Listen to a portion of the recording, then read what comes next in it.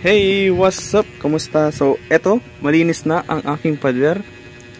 And eto yung aking setup. So, kinalas ko lang siya, nandyan sa patong-patong. Anyway, ito yung drill ko, portable drill, 6 volts. Sina-charge ko kasi mahaba pang gamit nito mamaya. So, bubuo ko nitong bagong setup and gagamit ko ng bagong kahoy. So, punta tayo dun sa kahoy ko dun. Uy, so ito yung mga bago kong kahoy. So may nagko-construction dun sa malapit sa amin and nakita ko may nakasandal na kahoy, so pasensya na pero kailangan ko rin. And so ito yung mga pang gilid and ito yung sa pinaka frame. So unahin natin ikabit tong malaki. Let's go! Okay, so ito na yung mga kahoy and tinabas ko lang siya mano-mano. And as you can see, napaka straight, kitang kita na naman, mas straight pa sa mga LGBTQ. De joke lang. So ganun talaga, kung sasabihin yung hindi pantay, well hindi talaga pantay-pantay ang trato sa mundo. So okay lang yan. As long as it can do the job done, pwede na. So meron dito 29 inch na haba, 6 inch lapad, 1 inch kapal. Okay. And ito yung tatlo yung sa ilalim ng gilid. And ito mas mahaba ng onting ibabaw. And yung pinaka-gilid, pinaka-backbone ng aking setup is ito. Alright, so install ko na and yes.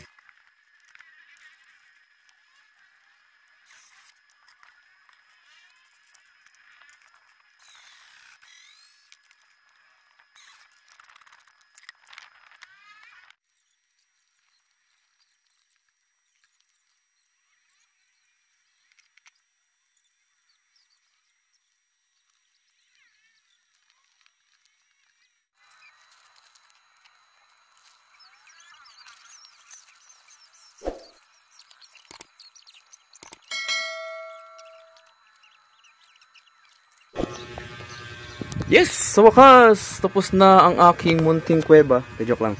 So ito ay wallpaper. Rinig nyo yun? Oo, diba? So dito ko na siya i-screw. So dito yung controller ko, dito yung watt meter, and the rest puro kable na para sa lasalbat. So ito siya. Pwede na natin mag-screw. Yes! Uy! Okay guys, so ito na, simulan na natin ang solar setup version 3. So sa pinakauna, syempre ito yung pader natin. Unahin natin kabit ang ating controller. So simpleng PWM controller lang to. Itong specs 20 amps. So around siya dito. And ito yung aking watt meter. So dito ko siya gustong i-install. Yan, dali. So dito tong controller and screw na natin.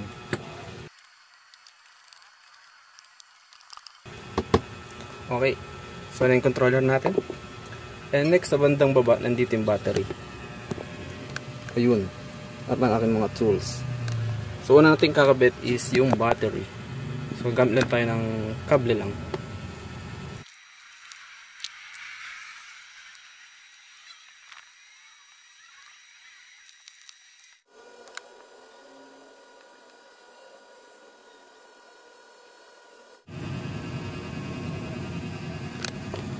Okay, so dito naikabit ko na yung charge controller and ito yung mga battery.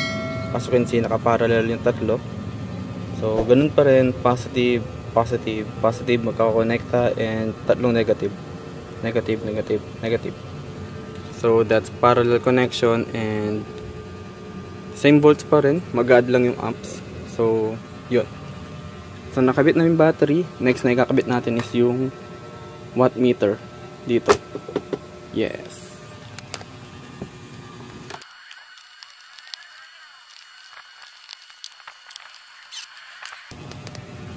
So yun.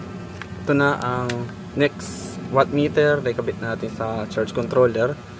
So iting switch ko na mula sa solar panel and switch on.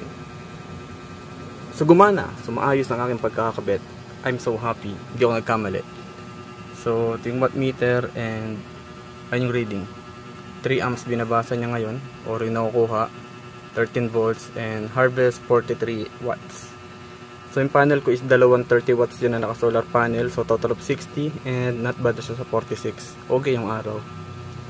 Okay. So ito yung pinaka basic. Solar panel, controller, and battery.